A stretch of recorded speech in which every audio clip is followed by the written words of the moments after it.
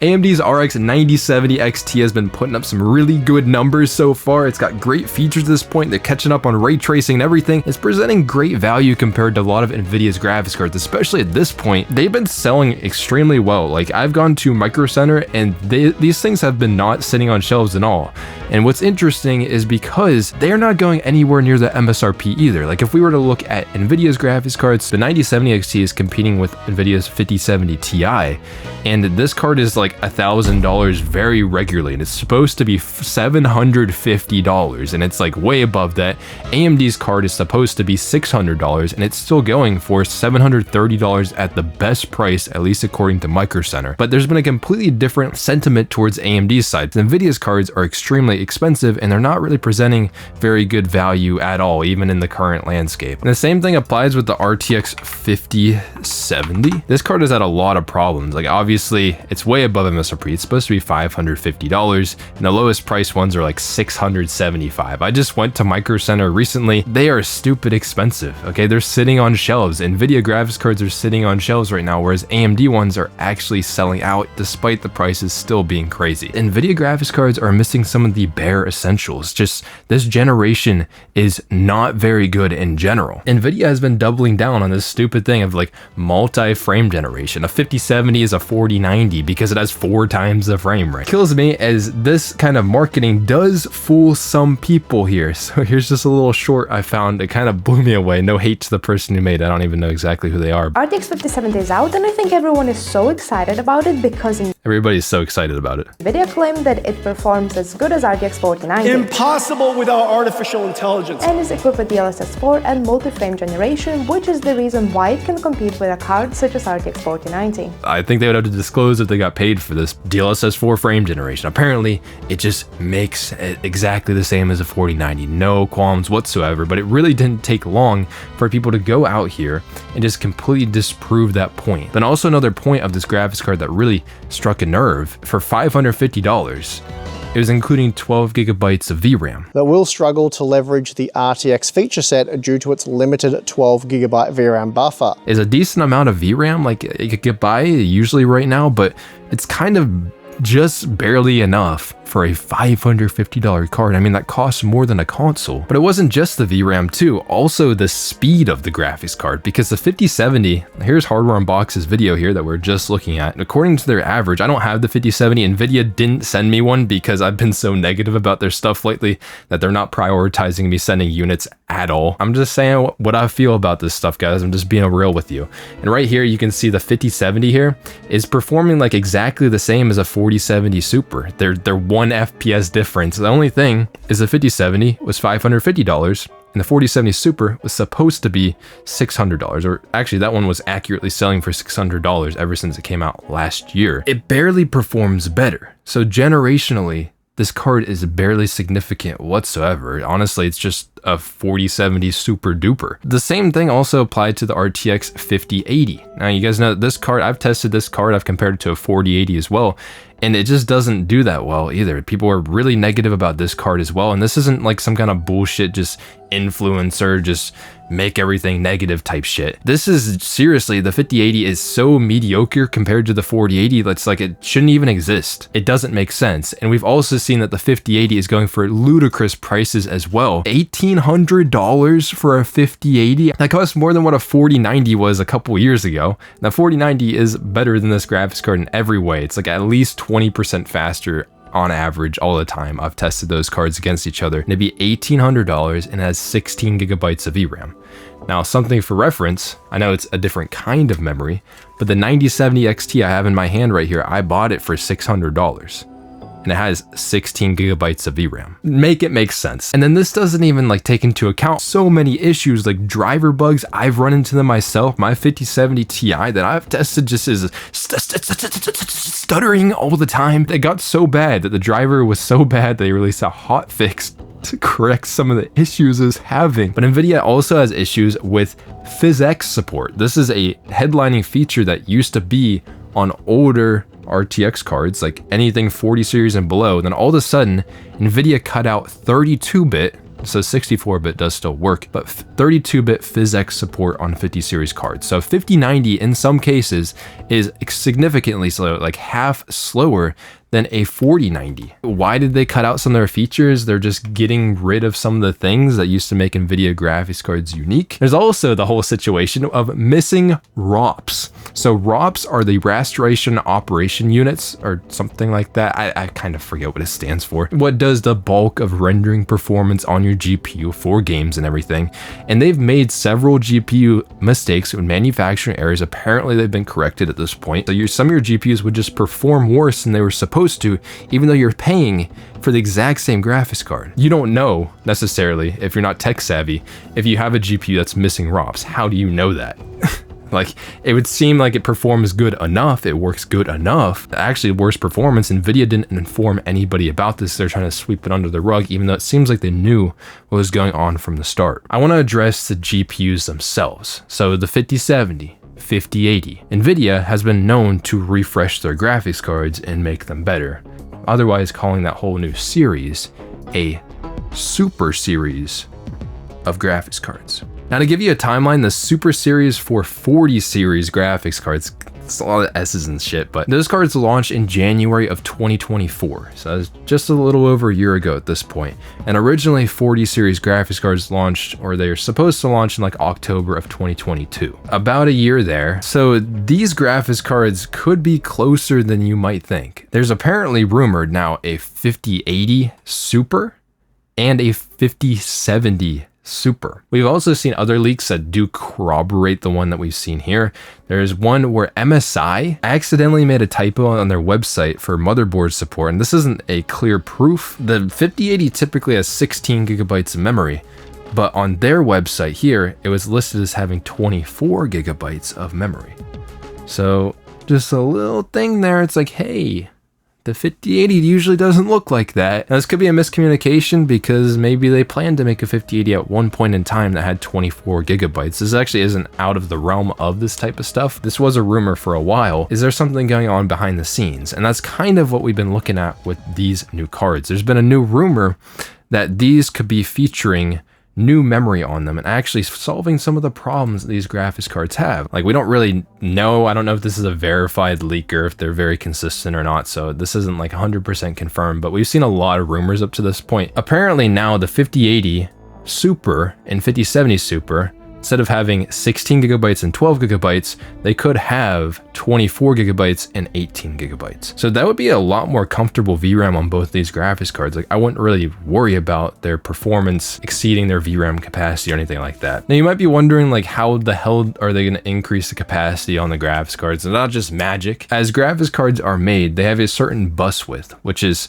how much memory can they support. There's memory controllers on the GPUs that feed it into the GPU itself. And basically, I'm going to show you these graphics cards. I just took apart these because you guys have probably been wondering where I've been for a while, because I've been working on testing the 4060 Ti 8GB and 16GB. So expect this video pretty soon, but I'm not quite done yet. So I really wanted to make this one for you guys just to kind of catch up here. Both of these graphics cards only have 4 RAM modules by the GPU. Both have a 128-bit bus. Each of those modules need 32 bits. Okay, and the 4060 Ti 16GB has a weird thing because they actually clamshell and put some memory on the back of it so they can use that memory controller to control both chips of the RAM. That's a little bit of an interesting case. That's not what's happening with these new 5080 and 5070 Super graphics cards, because these ones will be supporting, as far as I can tell, 3GB RAM modules. So before, you know, like the 4060 Ti I just showed you, it only has 4 chips. Each chip is 2GB, and that's as far as what memory has supported up to this point in time. It's only 2GB modules. So a 5070 has 6 RAM modules, and now it could support 18GB instead of 12. A 5080 could also support 24GB instead of 16. How we know that these things do exist? Nvidia's laptop GPUs have actually been including this right now. So a 5090 is on here. This is a 256-bit GPU, which means typically if you use 2 GB modules, then it'd only be able to support 16, but it's supporting 24. Which means it has to be taking advantage of these new 3 GB modules. So this is one instance that we've already seen this popping up, but also Nvidia has introduced this card as well, one that you guys will never afford. I will never afford it. The cheapest one, which isn't even the one I just showed you, but the cheapest one is $1,500, but the one we're looking at is like $8,600. You could buy maybe a couple of used cars for the price of just that graphics card. There's a lot of memory on this bad boy, but it's still on a 512-bit bus, which if you were to use just 2 GB modules, that can only support up to 32 GB of memory. It's exactly like how the 5090 is. You know, if you were to basically put on 3 GB modules, then it could support 48 GB of memory. And then also if you clamshell and put memory on the back of the GPU, then you could get 96 GB of memory on this GPU. So this has to be using 3 GB modules with a clamshell design. At this point in time, it wouldn't surprise me if Nvidia is starting to get these new modules onto their GPUs. And what does this mean? Well, basically, I mean, a lot of the situations I've seen even the 5080 run out of VRAM sometimes on performance that might be reasonable for it. Like sometimes it can exceed 16 GB, and I think you're paying way too much just to get 16 GB of RAM. So it could fix some of the VRAM problems that these graphics cards have, which I think is really good. If they were going for what I guess they're going for now, if they had 18 GB of VRAM, that would look a lot better. The only problem though, GDR7 in general seems to have a lot of issues. And it's mainly because of how they're able to even get their hands on it. Nvidia themselves were the first ones to really use GDR7. SK Hynix and Micron are their big memory manufacturers. Samsung had just made GDR7, and Nvidia actually started launching it on their GPUs pretty much right away before even these new modules even existed yet. But Nvidia has changed their supplier of their GDR7. So now they're using SK Hynix. They used to use Samsung, and now the 5070 apparently is an SK Hynix RAM. Which doesn't really make an issue. Like, I bet it's just as good GDR7. I mean, these companies are very good at what they do. It does kind of make you wonder, is GDR7 at low supply? And that's partially why they can't make as many GPUs as maybe they'd want to. I'm not 100% sure about that, but also them switching to these 3 GB modules instead, how much of these new ones are going to be in good supply? Like, I could see the supply of the Super Series cards that we're seeing rumors of. I could see these supply issues actually being worse than what we've been having now. What would be interesting is I think the demand on these super cards would be a lot higher. So I don't think the supply would be that good. I guess it depends when it comes out. Like, this is a pretty early rumor. Usually super cards are at least a year from when the original cards come out. Really, these 5080, 5070, we haven't even really seen a full life cycle of these graphics cards at all because the availability has been so weird. Like, the market is so weird right now if you want to buy a GPU. But I'm not sure if the supply would be any better on these cards. Things could change by the time they do launch though, so it could be decently far off at this point. But that also makes me question some things because Nvidia has been known now to completely overprice their graphics cards. Like the 5070 here is stupid expensive. Nvidia knows one of the major problems with these graphics cards is their VRAM, because they compete very well on feature side compared to AMD. In fact, Nvidia cards are kind of the gold standard instead of features, you know, ignoring some of the issues they've had lately. If Nvidia cards had enough VRAM and they're at a better price point, they would definitely be selling better than AMD's graphics cards. Like, let's be for real, most people will be buying those. I think Nvidia is aware that the VRAM is valuable. And you can see by cards like the 5060 Ti, they charge so much more for the 16 GB one. You know, this card is supposed to be $430 and it's going for like $550 at least. I mean, I was able to cop one for like $470, which I think was pretty lucky. I don't think most people are going to be finding that. There's an 8 GB version and a 16 GB version, just kind of like how the 4060 Ti was. And the higher capacity one is going for a lot more money. So it wouldn't surprise me if they charge a significant amount more for these newer graphics cards because they have more VRAM. But how fast are they going to be?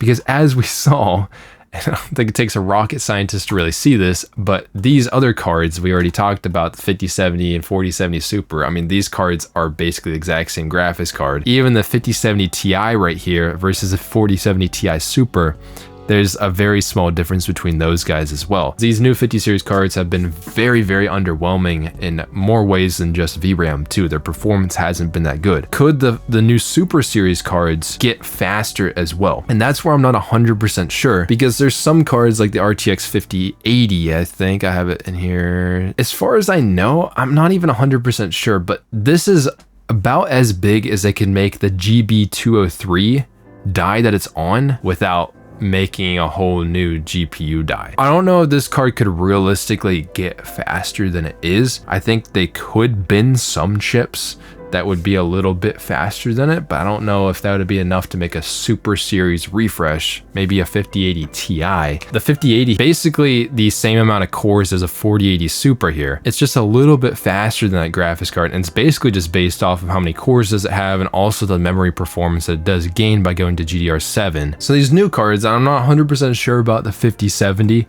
but I don't know if the GP205 die has been maxed out at this point. Let me know in the comments below. I'm not sure if these new super cards could realistically get that much faster. It's just they would have access to more VRAM for future proofing, and also things like the 5070 genuinely doesn't really have enough VRAM. It should have at least 16 gigabytes, but it just doesn't have that much. And if that's the case, like if these Super Series cards really aren't that much faster than the older cards, maybe Nvidia wouldn't be as inclined to charge a stupid amount for them, because it would mainly just be a VRAM upgrade. If we saw the 5060 Ti and the 5060 Ti 16 gigabyte, I guess.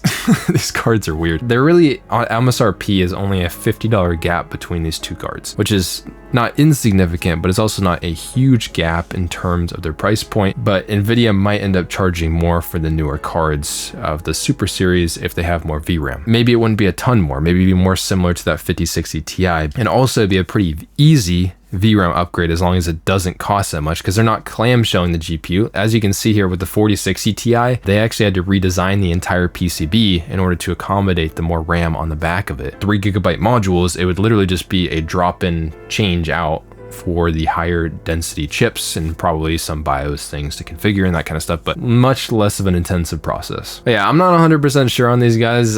These are probably still, like, I would say 6 months out, I would think, from these coming out, but we usually do see leaks and rumors of these things about 6 months away from them. But I did have one other thing I quickly wanted to talk about, is we all know that the new GPUs are coming out from AMD, and also Nvidia is set to release their 5060. That's supposed to be $300. And AMD is supposed to, it seems like, announce the 9060 XT graphics card pretty much at Computex, it sounds like. And this is supposed to be pretty similar to the 5060 Ti, where there's going to be an 8 gigabyte and a 16 gigabyte version of it. And according to Moore's Law is Dead as well, is somewhere in here, that it seems like it's going to be about the same performance as a 7070 XT, or which is basically a 5060 Ti. But they're still offering that 8 gigabyte version, which just doesn't really sound that good in 2025. It's not going to age very well.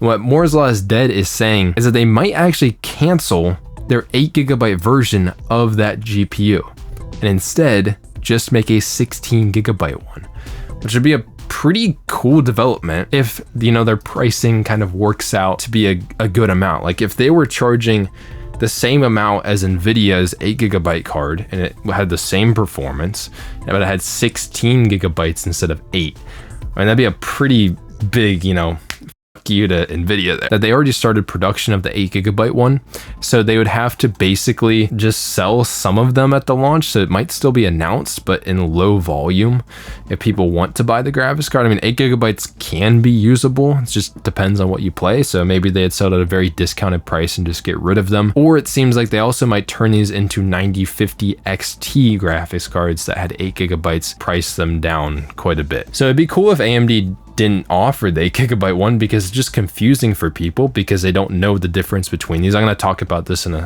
my next video. It'd be cool if AMD canceled this card. We'll see what the price will end up being. I guess we'll probably find out relatively soon, but you guys know I'll be up on that. 50 series has sucked. Maybe, dare I say, the worst generation of graphics cards that we've seen, because even if there wasn't a lot of issues going on with pricing and everything right now, like, we were to exclude that because 30 series as well had a lot of pricing issues. We still remember 30 series as being a pretty good generation of GPUs. 50 series barely has anything going for it. VRAM is very limited on the GPUs. The features that were introduced with the generation pretty lame, and the performance just isn't that impressive for basically baking in the oven for 2.5 years at this point with 40 series to 50 series. And then on top of that, you have supply issues and you have really stupidly high price points. And these super cards could solve maybe one of the problems, which would be the VRAM. And then Nvidia will probably charge more for them. But, you know, we'll wait and see. We'll wait and see. Let me know what you think in the comments below. I guess that'll be it for me. I'm working on that 4060 Ti video. I also have the 5060 Ti, which you can see the box of up there. You see that? I also have that GPU, but I'm still yet to get my hands on an 8GB one. Every time I've gone to the store, I've gone 2 times. They haven't had the 8GB one. And if I've looked online, I have just not been able to find the 8GB one really that easily either. I mean, you can get it, but I'd love to get the same model that I have here so I can test them like really head to head just for the VRAM differences. But expect a 4060 Ti video pretty soon from me, and I'll see you there. So hopefully you guys have a good one. And peace.